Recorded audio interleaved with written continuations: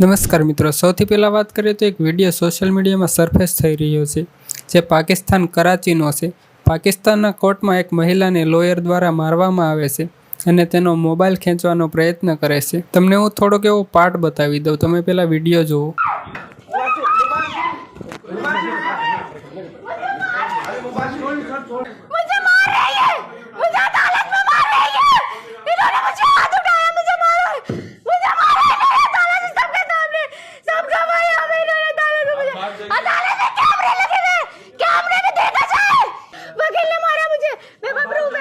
इस वकील ने मारा मुझे, इसने सब गवाह है यहाँ पे, सब गवाह है यहाँ पे, इसने मारा मुझे, गला दबाया मेरा सबके सामने।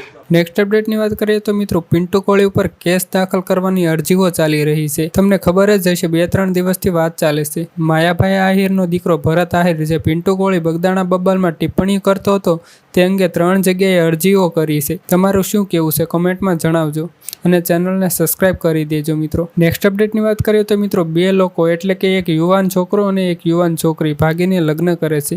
પહેલાં તમે વિડીયો જુઓ, પછી આગળ વાત કરીએ।